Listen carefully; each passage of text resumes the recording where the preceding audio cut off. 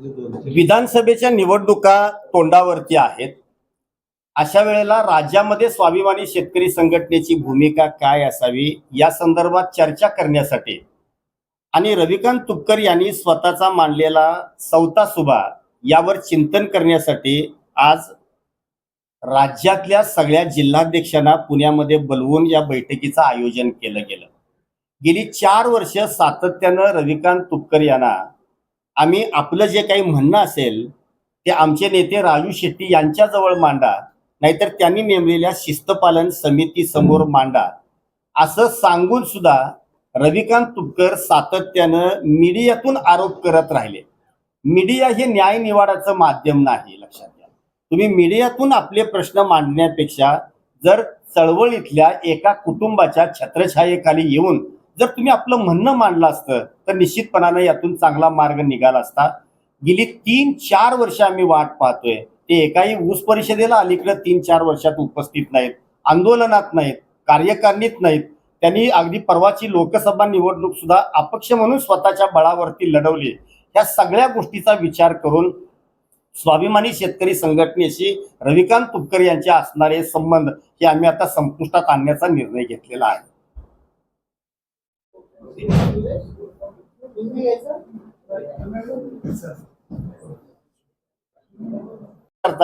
असं राजू शेट्टीने तुमचं खरंच काय नुकसान केलेलं आहे याचा खरं तर त्यांनी उल्लेख करायला हवा. गेल्या 3 वर्षामध्ये एकाही ऊस परिषदेला रविकांत तुपकर हजर नाहीत, एकाही कार्यकारिणीच्या बैठकीमध्ये ते उपस्थित नाहीत, एकाही स्वाभिमानीच्या आंदोलनामध्ये ते आलेले नाहीत. रविकांत तुपकरांना मोठं व्हायला आमच्या शुभेच्छाच असतील. तुमचं राज्य जरूरपणानं तुम्ही उभं करा. शेतकऱ्यांच्यासाठी, कष्टकऱ्यांच्यासाठी तुम्ही लढताय त्याचा आम्हाला अभिमान वाटतो. पण नेतृत्वावरती आणि स्वाभिमानीवरतीच तुम्ही निर्माण करत असलेलं सोशल मीडियातून जे प्रश्न आहे हे आम्हाला सहन होण्यासारखं नाही. आतापर्यंत 4 वर्ष आम्ही वाट पाहिली, आता आम्ही वाट पाहू शकत नाही. सबब स्वाभिमानी शेतकरी संघटनेचा आणि रविकांत तुपकरांचा आजपासून कोणत्याही प्रकारचा संबंध नाही. ते संबंध तुमचे आमचे संपलेले आहेत हे सांगण्यासाठी सुद्धा या पत्रकार बैठकीचं आयोजन केलेलं आहे. या पुढच्या काळामध्ये तुम्हाला जर काही करायचं असेल तर तो तुमचा व्यक्तिगत प्रश्न असेल. शेतकऱ्यांचे प्रश्न हातात घ्यायला कोणाची ना असायची गरज नाही. एकाच्या 10 शेतकरी संघटना काम करतायत, त्यात आणखी एका रविकांत तुपकरांच्या संघटनेनं जरी काम केलं तरी आम्हाला काही वाईट वाटायची गरज नाही. पण एकदा जर पुण्यामधल्या साधारणतः उद्याच्या बैठकीचं जर त्यांनी कदाचित राजू शेट्टींना कल्पना दिली असती, माझा हा विचार आहे, या विचारासाठी बाबा ही मी बैठक घेतोय असं जर सांगितलं असतं तर कदाचित ही वेळ सुद्धा इथं कदाचित आली नसती. ते स्वतंत्रपणानं सुभा मांडतायत, स्वतःच्या नावासाठी मांडतायत. राजू शेट्टींचा हा विचार कदापि नाही. आज या बैठकीला राजू शेट्टींना सुद्धा मी उपस्थित ठेवलेलं नाही. याचं कारण गेल्या 3 वर्षापूर्वीच शिस्तपालन समितीची स्थापना करून हे अधिकार बैठकीमध्येच राजू शेट्टीने शिस्तपालन समितीकडे दिलेले आहेत. या संदर्भात जो काही तुम्हाला निर्णय घ्यायचा असेल, वेळ प्रसंगी मला सुद्धा यातून जर काढायचं असेल तर त्याचेही अधिकार त्यांनी शिस्तपालन समितीला दिलेले आहेत. त्या अनुषंगानं राजू शेट्टींना आणि रविकांत तुपकरांना या बैठकीमध्ये न बोलवता पत्रकार बैठकीमध्ये संपूर्ण महाराष्ट्राला हे कळायला हवं की यापुढे रविकांत तुपकर आणि स्वाभिमानी शेतकरी संघटना यांचे कुठल्याही प्रकारचे संबंध असणार नाहीत. हकालपट्टी सारखा शब्द मी वापरणार नाही, तेवढा वाईट शब्द मला त्यांच्याबाबत वापरायचा नाही. कारण त्यांनी केलेलं जे काम आहे ना ते शेतकऱ्यांच्या, कष्टकऱ्यांच्यासाठी केलेलं, आमच्या खांद्याला खांदा लावून त्यांनी केलेलं काम हे आमच्या स्मरणामध्ये आहे. आम्ही एवढंच तुम्हाला सांगू इच्छितो की यापुढे तुमचा आणि आमचा कुठल्याही प्रकारचा संबंध असणार नाही.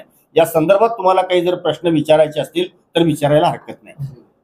दिवस झाले त्यांच्यावर कारवाई कधी केली नाही आणि आता जे 24 तारखेला ते भूमिका जाहीर करणार आहेत त्याच्या आधीच तुम्ही ही कारवाई का करता? मी हे तुम्हाला सांगितलं, लक्षात घ्या की रविकांत तुपकर सारखा चेहरा चळवळीतून जावा. मुळातच चळवळीचं नाही म्हटलं तरी नुकसान झालेलं आहे. आजही आम्ही नाही म्हटलं तर राजू शेट्टींच्या पराभवामुळे थोडंसं चिंतित आहोत. आम्ही शेतकऱ्यांचं काम करायला, कष्टकऱ्यांचं काम करायला कुठे कमी पडलो का या आम्ही चिंतेत असतानाच खरं तर हे आत्मपरीक्षण त्यांनी सगळ्यांना घेऊन जर केलं असतं आणि त्याचं नेतृत्व जर त्यांनी केलं असतं तर कदाचित आम्हाला आनंदच झाला असता. मला सांगा, शरद जोशींच्या नंतर राजू शेट्टीने हा चळवळीचा लढा उभा केला. राजू शेट्टींच्या नंतर मला सांगा रविकांत तुपकर हे खरं तर लांब पल्ल्याचे खरं तर शर्यतीचे घोडे मला वाटतात. तुम्ही आम्हा सगळ्यांना विश्वासात घेऊन सतीश भाई यांच्यासारखी काही 70-75ची माणसं आहेत, या सगळ्या माणसांना विश्वासात घेऊन जर तुम्ही काम करत राहिला असता आम्हाला सोबत घेऊन, तर आम्हाला वाईट वाटायची काही गरज नव्हती. पण तुम्ही मात्र स्वतःचा सुभा करायला लागलाय. मग स्वतःचा सुभा करत असताना आमचं मंगळसूत्र तुमच्या गळ्यात कशासाठी?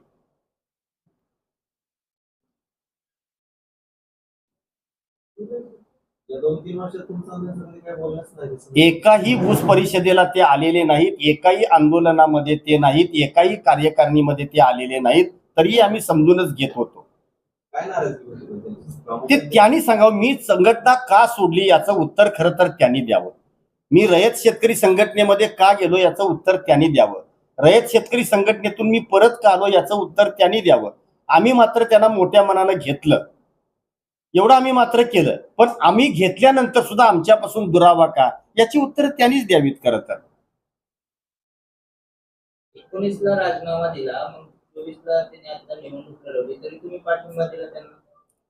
राजू शेट्टीना ज्या वेळेला रविकांत तुपकरांनी मला, तुम्ही लोकसभेला मी उभा राहिलोय साहेब मला आशीर्वाद द्या, अशा वेळेला आपला एक सैनिक युद्धामध्ये लढत असताना नेत्याची ही भूमिका आहे खरं तर की त्याला आशीर्वाद देण्याची. त्यावेळेला आम्ही राजकारण बघितलं नाही, रविकांत तुपकरांच्या भूमिकेचा आम्ही विचार केला नाही.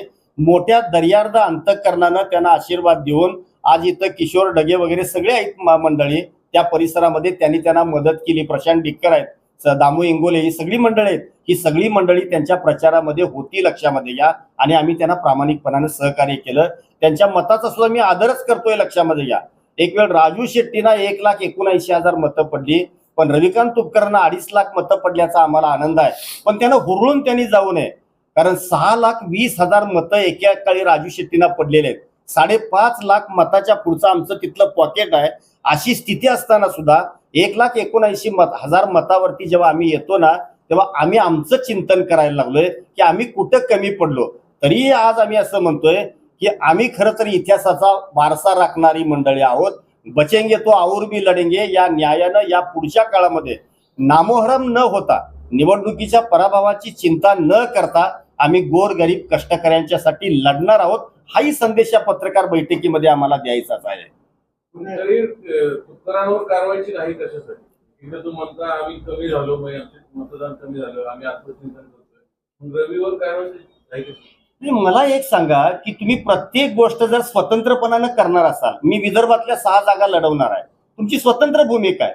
आज पुण्यामध्ये येऊन राज्यातल्या साधारणतः एकूण धोरणाविषयी मी चर्चा करणार आहे. मग तुम्ही व्यक्तिगत जर निर्णय घेत असाल तर आम्ही तुमची बंधनं पाळून आणखी किती दिवस राहावं?